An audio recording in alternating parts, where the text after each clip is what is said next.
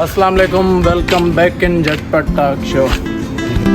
कौन कहता है कि मौत आई तो मैं मर जाऊंगा, मैं तो दरिया हूँ समंदर में चला जाऊंगा। तो आज हमारे झटपट टॉक का 5वां एपिसोड है। आज के जो हमारे किरदार हैं, हमारे माशरे में जो ये फ़कीरों की बीमारी है, ये जो फ़कीर है भिखारी, ये कोई आम भिखारी नहीं है, ये करोड़पति भिखारी है। इस पर मैंने पर्सनली 8-10 दिन इसको मैंने जज किया है, देखा है, फिर जाके मैंने इसको अपने स्टूडियो बुलाया है। वो इस तरह आ रहा नहीं था, उस पर काफ़ी प्रेशर डाला है, तब जाके वो हमारे स्टूडियो आया है। हम इससे बाकाया सवाल जवाब करते हैं कि ये भिखारी बना, फिर करोड़पति किस तरह से बना, इसकी कहानी मैं आपके सामने लाता हूँ। तो कल्लू भिखारी, मेरा आपसे पहला ये सवाल है कि आपका बचपन किस तरह से गुजरा और आप इस भिखारी वाली फील्ड में किस तरह से आ गए? हाँ, बचपन हमारा ऐसे गुजरा कि हम बिल्कुल गरीब लोग थे गांव के, इसलिए हमने स्कूल में जो है पढ़ने के लिए बहुत कोशिश की, लेकिन मैं भी चढ़ रहा था और सरकारी स्कूलों में भी जो है तालीम सही नहीं थी तो मैं पढ़ नहीं सका। बाकी रहा मसला ये कि प्राइवेट की तो हमारी औकात ही नहीं थी, हम गरीब आदमी थे, इतना हमारे वसाइल नहीं थे, उधर नहीं पढ़ सका। फिर मैंने सोचा कि यहाँ तो कोई रोजगार है नहीं, फिर मैं कराची के लिए निकल आया। इधर जब पहुँचा तो बहुत फैक्ट्रियों के में गया, वहाँ काम वाम तलाश किया लेकिन मिला ही नहीं। फिर उस वजह से मैंने जो है जाकर जो सिग्नलों पे मजदूर बैठते हैं अड्डों पे, वहाँ जाकर बैठ गया। वहाँ भी मुझे काम एक दिन मिलता था तो 2 दिन बैठ के वो दिहाड़ी में खा जाता था। फिर तो खाने के लिए भी कुछ नहीं होता था, 2 दिन भूखा रहना पड़ता था। फिर उस वजह से जो है हमने देखा कि सिग्नलों पे जो फ़कीर बैठते थे, अक्सर उनको मैं देखता था कि वो बहुत पैसा कमाते थे। कुछ तो हमारे जानने वाले थे, हमारे साथ ही पड़ोस में रहते थे। उनको जब हमने देखा तो उनके बड़े मज़े लगे हुए हैं। शाम को जब घर आते थे तो ड्रेस चेंज करके वो मोटरसाइकिलों पे जाके घूमने के लिए जाते थे। कुछ फ़कीरों ने, भिखारियों ने जो है ना, वो तो बड़ी बड़ी कारें भी ली हुई थी। ए सखी ए मोमिन है को दिल का गनी, 1000 का सवाल है साहब, मेरी दिहाड़ी नहीं तोड़ना, मुझे 1000 देना, आज मेरा ये धंधा है, ऐसा नहीं करना। फिर इस वजह से जो है मैंने देखा कि लोगों के पास, तो फिर मैं भी उनको देख के फ़कीर बन गया। तो जिस तरह आपने इनकी बातें सुनी कि इनका बचपन किस तरह से गुजरा, इनके पास इतने वसाइल नहीं थे कि ये पढ़ सकते थे। फिर ये वहाँ पे इनको जब काम नहीं मिले तो ये कराची के लिए निकल आए, और कराची में भी इन्हें कोई ख़ास काम नहीं मिला। ये बैठते थे सिग्नल्स पे, इनको दिहाड़ी वगैरह नहीं मिलती थी, एक दिन मिलती थी तो दूसरे दिन नहीं मिलती थी, वो दिहाड़ी ये ख़ुद खा जाते थे।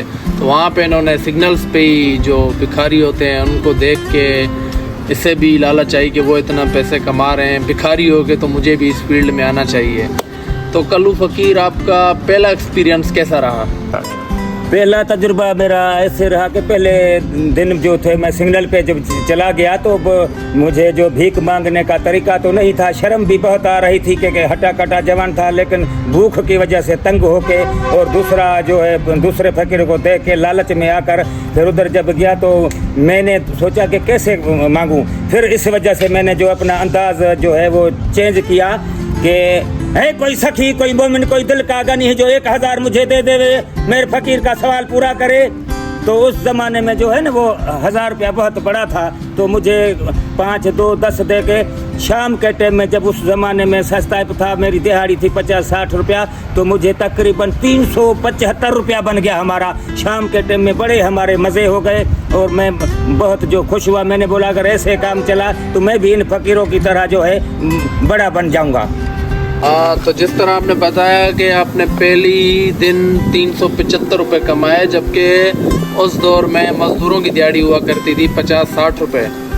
तो ये जो आपका तकिया कलाम है, 1000 रुपये का सवाल है, ये किस तरह से मशहूर हुआ? स्टार्ट। हाँ, ये 1000 वाला जो तकिया कलाम है ना, ये हमारा ये 1000 रुपया जो है अल्लाह के नाम पे दे दो। 1000 उस ज़माने में जो है लोग जो मेरे को देते थे 2 रुपये, 3 रुपये, 5 रुपये, 20-20 रुपये भी दे देते थे। फिर चलते चलते मेरा काम चल पड़ा और लोगों ने फिर मुझे जो है 1000-1000 देना शुरू कर दिया। मैं उनको दुआएं भी देता था ना, काम तो अल्लाह करता था, लेकिन लोगों ने ये समझा कि ये फ़कीर कल्लू फ़कीर की दुआएं हमें लग रही है। उन्होंने फिर जो है दुआ की वजह से मेरे को 1-1000 देना शुरू कर दिया। इस वजह से मेरा तकिया कलाम हो गया 1000 वाला फ़कीर।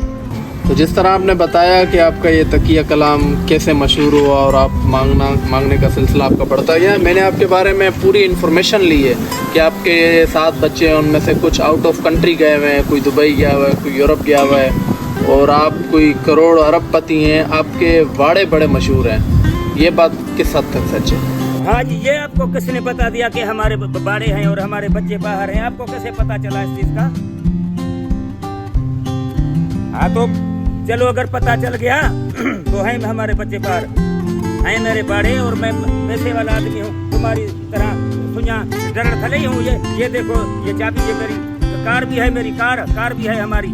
ऐसा थोड़ा ही है, हमारा हर चीज़ हमारी है और हमने बहुत अल्लाह के फजल से बहुत कमाया। ये हमने चोरी थोड़ी की है, बिल्कुल सही बात है। हमारी 500-600 भैंसें हैं, 15-20 हज़ार लीटर हमारा दूध जाता है और दूध जो है ना बहुत माशाल्लाह हमारा मार्केट में जाता है। हमारे किराए की दुकानें हैं और उसके अलावा जो है और भी हमारे जो है बहुत कारोबार चलते हैं और गाड़ियाँ भी है हमारे पास। ये देखो, कार भी है, इंशाल्लाह हमने मजदूरी की है और भीख मांगा है, कोई चोरी ढाका बाका नहीं डाला है। और है कोई सखी, कोई मोमिन, कोई दिल का नहीं। 1000 साहब, आप भी हमारी दिहाड़ी नहीं तोड़ा, ये हमारा धंधा है, मेरे को 1000 रुपया देना, आज भी मेरी दिहाड़ी नहीं तोड़ना।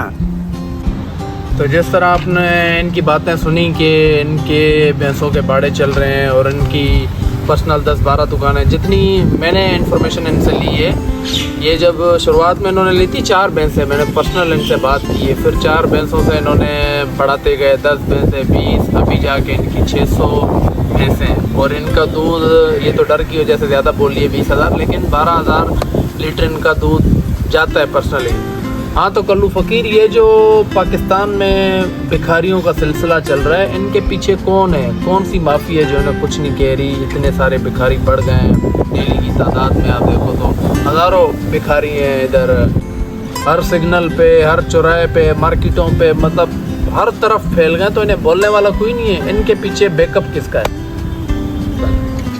हाँ, ये आपको एंकर किसने बनाया? आपको पता नहीं आप एंकर है कि कैसे ये फकीर भीख मांगते हैं? ये पूरा इनका जो है चैनल होता है, इनका गैंग होता है, इनका ये बड़ी माफिया है इनके पीछे।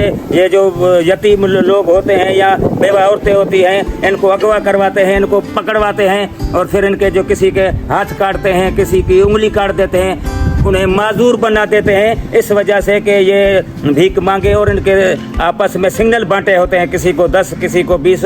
और जो इनकी माफिया है ना पीछे से, वो पुलिस को भी पैसे देती है, ट्रैफिक वालों को भी पैसे देते हैं कि ये उनको कुछ नहीं बोले। ये बड़ा माफिया है इनका, बहुत जो गैंग है इन लोगों का।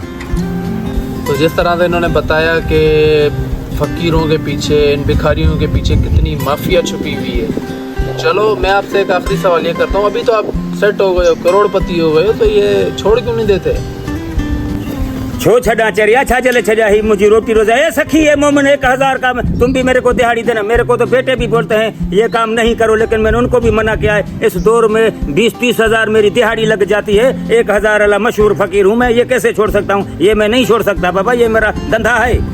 जिस तरह से आपने कल्लू फ़कीर की बातें सुनी कि भिखारियों के पीछे कितना बड़ा माफिया गैंग छुपा हुआ है, ये जो कल्लू फ़कीर है ये बाय चांस तरक्की कर गया है। हर जो भिखारी है वो इस तरह से तरक्की नहीं करता, वो वही ज़िल्लत में जो इनके पीछे माफिया छुपी हुई है, वो उन्होंने इन्हें दिहाड़ी पे रखा हुआ। 800,000 दिहाड़ी देते हैं, बाकी जो प्रॉफिट जाता है वो पीछे माफिया को जाता है। गवर्नमेंट ऑफ पाकिस्तान को चाहिए कि जिस तरह पंजाब में भी वर्क हो रहा है, जो भिखारी हैं नकली बने हुए हैं उनको पकड़ा जा रहा है, सिंध में भी चाहिए कि इन भिखारियों पे वर्क किया जाए, इन्हें पकड़ा जाए। ख़ासकर कराची हमारा बड़ा शहर है, यहाँ पे वर्क किया जाए, पुलिस इन्हें टारगेट करके पकड़े, ताकि जो असली भिखारी हैं, जो वाकई गरीब हैं, जो हकदार हैं, उन्हें उनका हक पहुँचाया जाए। किसी भी कम्युनिटी से वो ताल्लुक़ रखें, इन माफियाज की वजह से उन तक उनका हक नहीं पहुँच रहा, क्योंकि अब हर किसी को पता चल चुका है कि माफी है तो हर कोई ज़्यादातर अवॉइड करता है मतलब भीख देने से, तो फिर जो रियल हकदार हैं उन तक भी उनका हक नहीं पहुंचा जा सकता।